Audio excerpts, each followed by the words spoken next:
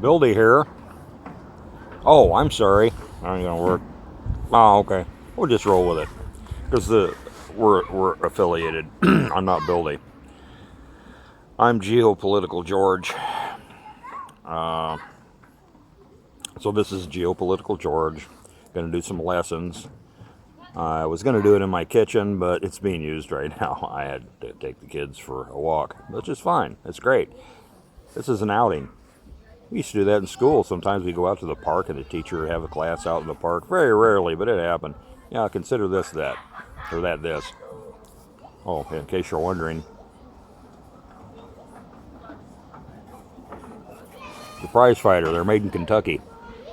Great. Everything they make there is fantastic. I highly recommend them. I don't know the company. I can't read it because I don't have my glasses on. Anyway, well, let's get started, shall we?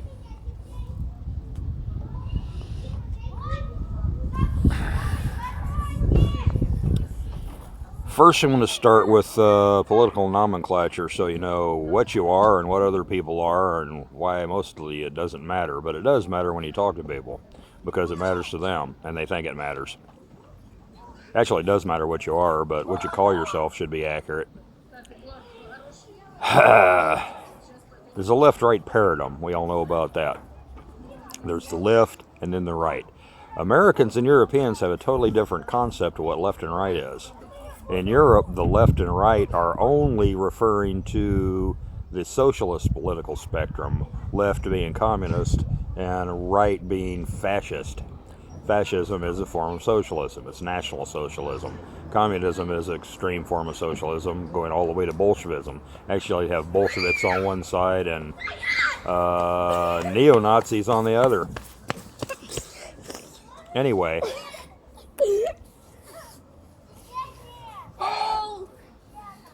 In America, when we talk about left and right, what people refer to as liberals in the U.S., they're talking about anybody in the socialist spectrum, except Nazis, except extreme right, which is, fascism. Anything from probably middle socialists like Fabians all the way to communism. They don't make much of a distinction between the two either. Liberalism, they're talking about in the U.S. Usually FEMA, Pajalista. I'm working. Yeah, robot. Anyway, liberals are defined in Europe.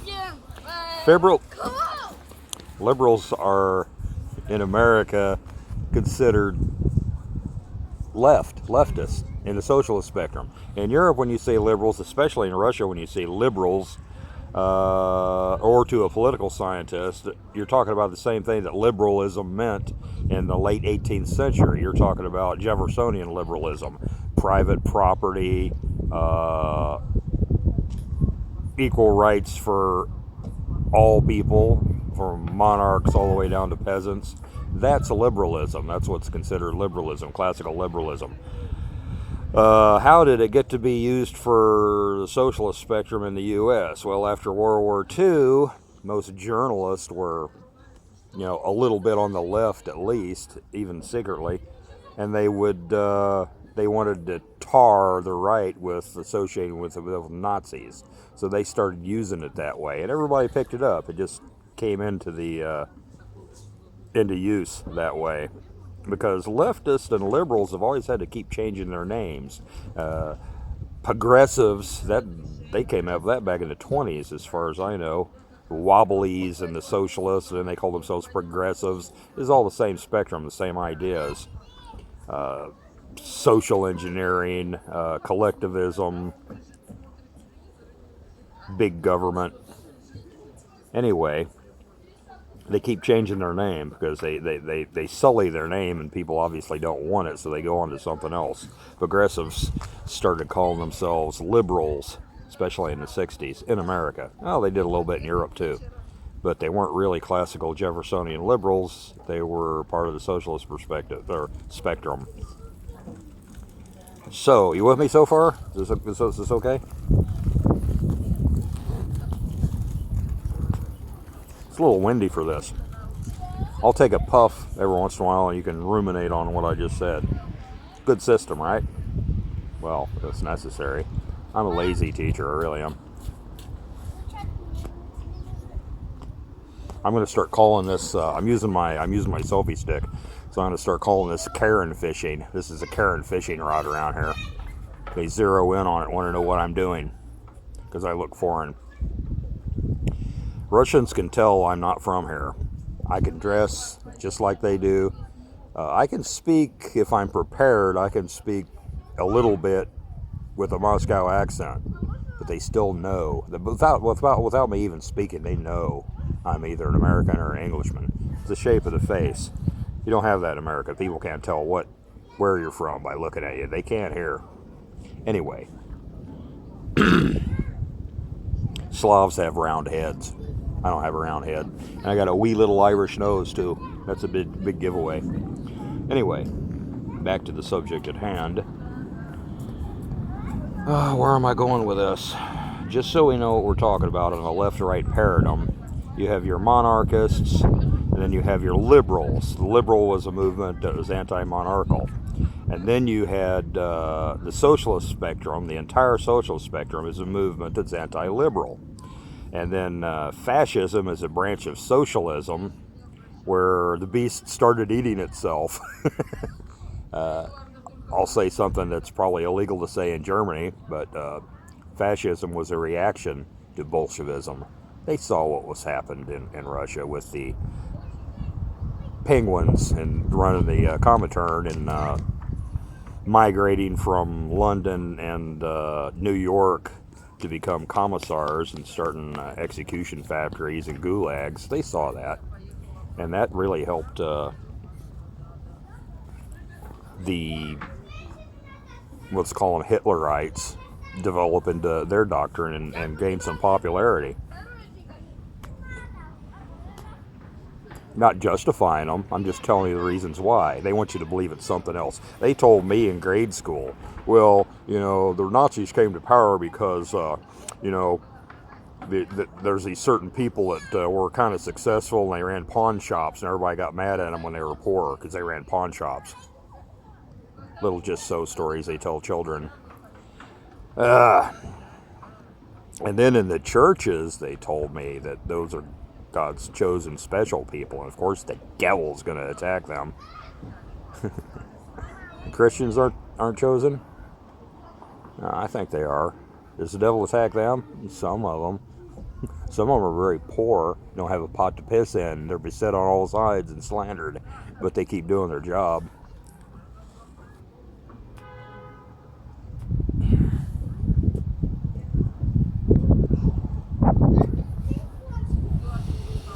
Oh, okay. Now where are we going?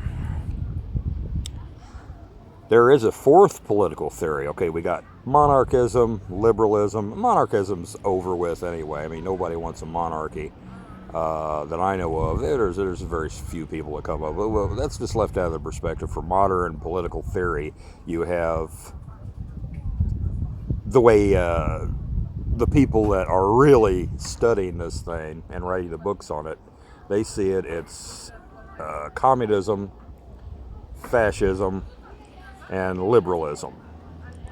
They are totally different. They don't get along very well. None of them do. Although modern liberalism, as expressed in the U.S. and certain European countries, and Japan especially, is constructed with a partnership between government and private business. You've heard that before, the partnership of government and private business. So that's the definition of fascist economy. I believe it was Gassimi, I'm probably butchering his pronunciation, but as an Italian thinker, he's a socialist, and he described fascism as being exactly that. It's public liabilities and private profits. You see that a lot. Stadiums are constructed with public money, and then the owners of football teams can can make all the money off of it, and you don't get any.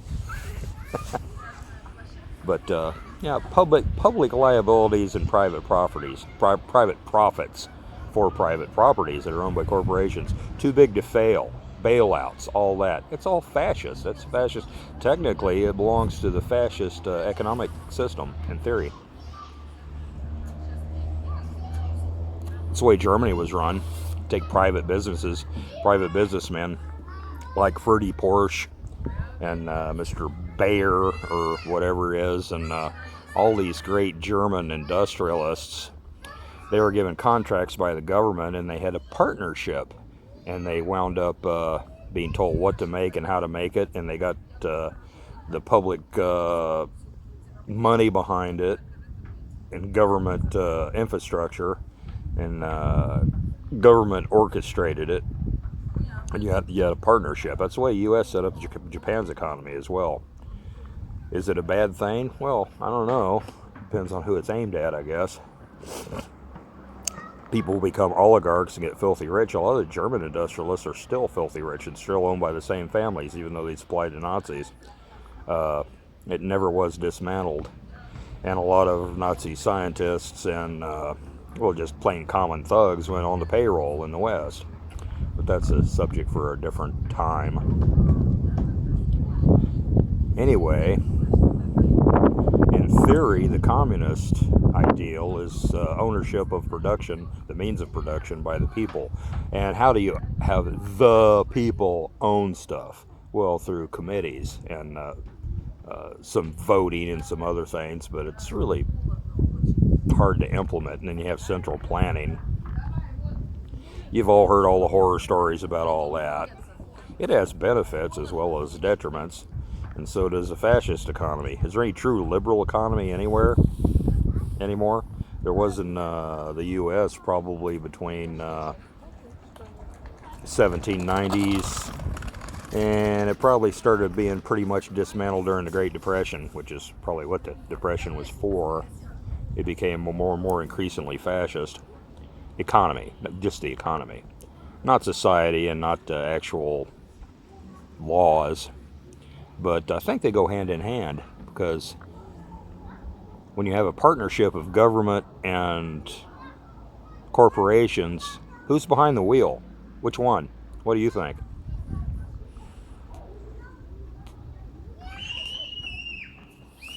Government's supposed to protect people from billionaires and corporations. That's a theory in socialism. Socialism's kind of become a tool of the capitalist. It is. It's a tool. Now, a little history here. 1919, I believe it was, Jacob Schiff, an American plutocrat, he was a Rothschild banker. I mean, they're all connected. It's a network, and he had to have been authorized to do this. He didn't do it on a lark. He gave Leon Trotsky $20 million for his Bolshevik project to overthrow the Tsar, kill the Tsar and his family, and establish a dictatorship of the proletariat. Yeah, a dictatorship of the proletariat. Why would the world's foremost plutocrat and predatory capitalist families want to do that? Why would they invest in that? What do you think? I've asked some of my Bolshevik friends. There's a modern Bolshevik movement too, but they're not pure Bolsheviks. They've modified their platform quite a bit, but they still insist on the doctrine. And I asked some of them and some people I knew who are still communist, why would Rothschild and Schiff and all these plutocrats, why did they give Trotsky money? Why did they want a dictatorship of the proletariat established? Well, they made their money back many, many times over. It was a good investment because they looted Russia during the Bolshevik Revolution. They took down all the Tsar and all his ministers and all the cabinet people and all the landowners and descendants of the boyars and the people that had money, and they took everything that they had and they turned a large percentage of it over to, the source. It was a looting operation. Russia got looted in the early part of the century, and then they got looted again in the late part of the century, in the 90s. That's a different story, though.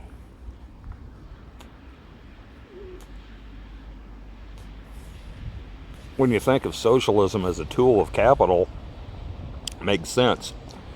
And like I said, you just don't have any liberal economy anywhere, because there's a real Jeffersonian liberal economy, because there's nobody to protect it. it gets subverted, deceived, taken off balance. It's at a defense, and you start making all these laws that benefit the capital. And it's done through media, it's done through fooling people, it's done from making up problems that don't exist. It's done through people's weakness, the general population's corruption and susceptibility to virtue signaling. There's a book came out in early part of the last century. I don't remember exactly when. It was Upton Sinclair, Urban Jungle. I think that was a real hit piece. It affected a lot of things. The meat industry, meatpacking industry seemed what it was about. There wasn't any problem. Nobody was having poisoning. People knew how to process meats. People knew how to handle them. They knew how to cure them. Even the urban population knew about food safety. But it made all kinds of outrageous claims. And of course, we have to have government regulation. And the industry volunteers to regulate itself and forms all kinds of certain bodies to make decrees and pronouncements about how things should be done. It's for their own benefit to get rid of the competition and the little guys. They do that. And then sometimes it ends up getting kind of absorbed into a quasi-government organization. Then it becomes something like the FDA. A lot of your groups like your medical training and standards and the Doctors Association, they started out as just regular private organizations, and people think that they're part of the government now. Some of them I think are, but they were all established by plutocrats like Rockefeller, and they were established for their own benefits.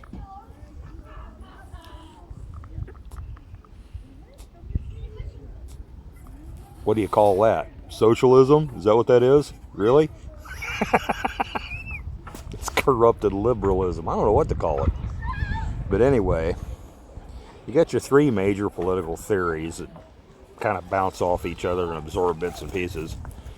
One extreme fascism, one extreme communism, and then you have liberalism that kind of stands outside of it. And it's pure liberalism's hardly ever been tried. And when it is, it doesn't last very long. It needs some sort of protection from powerful, unscrupulous people. But it never seems to last that long. Can you have a system that stands outside of all three? A fourth theory. You ever think about that? Can there be a fourth theory?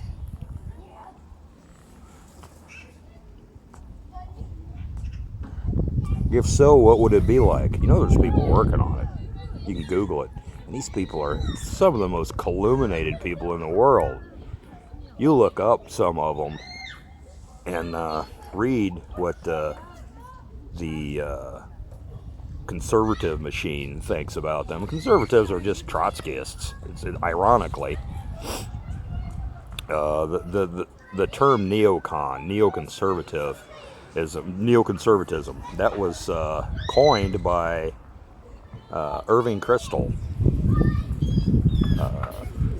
I think it was in the late 70s. I read the book when it came out. I was a kid, and I read it. He wrote a book called Neoconservatism, and he coined the term, supposedly, and he described it, and they kind of hijacked the Nixon's moral majority and got all these, what were basically paleoconservatives on board with them, and evangelicals and all these, and there were your neocons. And now the neocons include liberals, not Jeffersonian liberals, American liberals, like the Clinton clan and Obama. They're pretty much neocons as far as their foreign policy goes. They're Trotskyists. They pretty much follow a foreign policy that was designed by Leon Trotsky. Irving Kristol was a member of the Trotsky Club at New York University back in the 30s. He may have been the president of it, I don't remember. He told about it in his book. He didn't try to hide it, but he implied that he wasn't one anymore. But you look at what they believe, it's right, whole mainline Trotskyism. Trotsky used to play chess with Lord Rothschild, I heard, and he was granted $20 million to perform a task. So this just becomes meaningless, the left and right paradigm. It's a good time for a fourth theory.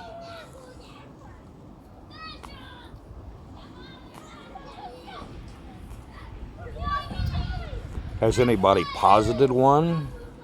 Political philosophers are very, very careful. it's been moving real slow. It's been posited a long time ago. It's been described. It's being described right now. But I think the first step is you need a multipolar environment for it. Because the fourth theory is going to have to be anti-communist. It's also going to have to be anti-liberal. Liberalism doesn't work. It does. You can't make a liberal system. I mean, Jeffersonian liberalism with a constitution. Look what happens. It gets corrupted almost immediately and turns into a beast. A system that is being described, as I understand it, and what people are talking about in these circles, is a system that protects cultures and different communities and their traditions. You've no right to squeeze them into some sort of conformist mold to bring the trappings of modern American liberalism to the Afghans or the Bedouins or the East Europeans or the Chinese or anybody else with your rainbow flags and all your weird stuff. They don't want that, and you have no right to impose it upon them. That's what it's turned into. They're imposing this crazy weird stuff because it comes from the corporations. They want to mold things a certain way. They want to run the whole freaking world. Where do I get that? Well, they say it in their TED Talks and they write it in their books. The people, your Davos crowd, the most important, powerful, wealthy people, influential people on the planet go to Davos. And they go to these meetings, Bilderberger and all that stuff. Not Bilderberger. Bilderberger. Yeah, it's not a sandwich. Anyway, they have meetings and suss things out about what they want and what they want to do, and then they publish books telling you that. And you could read their books and see what they want to do. They say it. They couch it in a wonderful language. You know nothing and be happy. They're not like you and me. They live in a different world. You like my Klaus Schwab imitation? You learn nothing and be happy. Klaus Schwab doesn't own anything. He doesn't. He's not a hypocrite. I've heard people call him a hypocrite. Yeah, he's jetting around all over the world and staying in 5-star hotels, and he says, you'll own nothing. He doesn't own anything. Most of these people don't. They don't own a freaking thing. His freaking socks are probably owned by some holding company. His valet goes and buys socks and has them laundered and pressed and puts them in his drawer or his suitcase for him. And it's all charged to the property holding company. He makes money off of it. He gets money. He probably gets money off getting his socks folded. That's how these people live. They don't own anything. They control and manage it. And you won't own anything either. But it won't be like them because you won't control and manage and make money off stuff. They will. Yeah. They'll control your freaking socks, and money will go in their account, and control over you will go to them over every detail of your life. That's what they have planned. You might want to look at some of the stuff that they said. You can look at it direct. If you have some discernment, you can see where they're going, because they think you're stupid. Oh, it'll be wonderful. You won't even have to think. You'll be taken care of. Really? Like a farmer takes care of cows? Why does a farmer take care of cows? Does he love them? He has a purpose for them. If they don't have a use for you, you'll be disposed of. You'll be culled. And if you are kept, it's going to be for a reason. You're going to serve them with every calorie you burn. You're not going to be given any more than you need to do what they want you to. You'll be a human servo. They like efficiency. Okay, I'm getting off on a rabbit trail. That's not politics. But just telling you where things are going. That's where liberalism ends, and that's where it has to be quashed. It has to be taken down, but there has to be an alternative. I have a project, if I ever get time, to paint a picture of what life would be like if they get what they want. It's easy to do. Dystopian novels are easy to write. I got a few pages of dystopia in my book, Unified Separatism.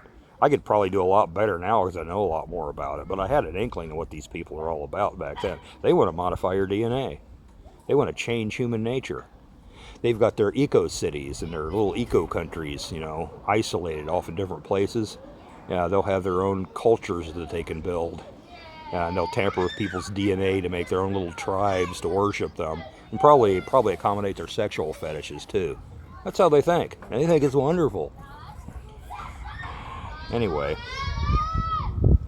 I could write the dystopian thing, and I could also write a book describing a shining city on a hill where no political or police power happens unless there's accountability. With today's technology, that can happen. You can do it. You can make all political power accountable to the people, the local councils. It's not difficult. I don't see anybody even describing it, much less trying it. That's a fourth political theory, and it fits into the Eurasianist vision. Oh, wow. I didn't bring the book. I'll put links, but there's some great books on this. If you want a vision, if you want something to shoot for, if you want to paint a picture in your mind and then in other people's minds of a shining city on a hill and how good things could be, study Eurasianism. Now, if you Google who writes these books, pretty much the head and the main guy is Alexander Dugin. Oh man, do they ever give you an earload on Google and Wikipedia and stuff about him. They think he's a demon. They calumniate and twist everything he says. I've read that he's a Satanist. He's Orthodox.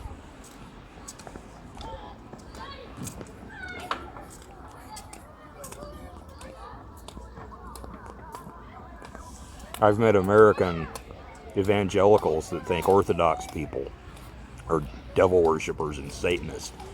And that's sad. Orthodoxy goes back to, the original church. The original 7 churches are the only ones that haven't broken off and spun off into some weird stuff and then broke off again and had more sects develop and sects. I have bad teeth, okay? I'm not saying what you think. They've created more different cults, actually, out of the original thing. The original schism was between the Catholic Church, the Church at Rome, and the other 6 churches. Anyway, I'm not here to talk to you about churches. See how hard it is to stick with the subject, because the sea spreads widely. It all links together and it is all part of a whole, and it makes a tapestry, if you will. The religion and the ideology. What's the difference between religion and ideology, really, after all? Scientism, humanism.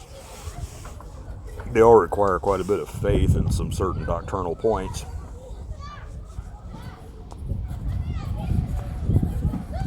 I'm going to try to find sources for these books that I've read. Some of them, I got over here and I met these wonderful people that are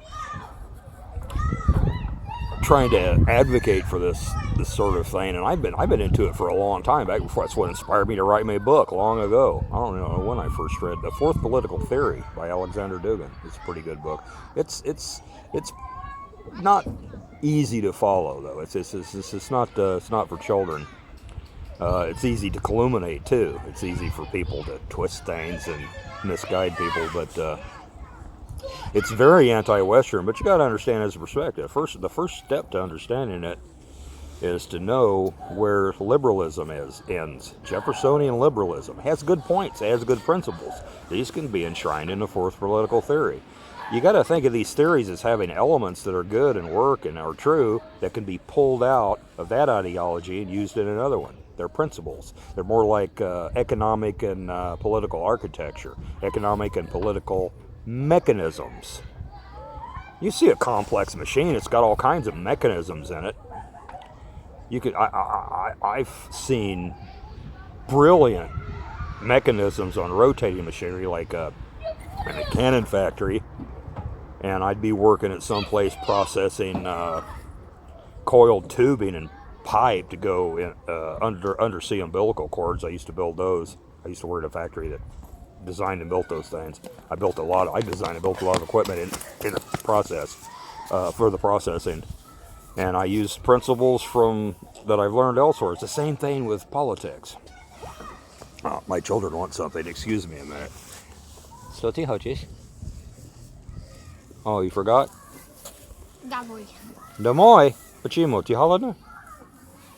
Okay. They're cold. It is pretty cold. Да, это холодно. It's about freezing. Right at freezing. Fema, you little ham, stay out of the picture. Papa преподаватель. Online school. Minutочку. Okay. That's enough for this one, I guess. I think I give you a lot to ruminate on. Wow, hadn't been very long. This thing's still pretty long. It's a holiday today. It's International Women's Day in a couple of days, so they make the whole from Friday till Tuesday, I think. People are off and school's not in session. But I'll try to get more professional at my geopolitical George videos and go through things with some sort of more a little more method to things, I guess. I'll try. But let me know what you think.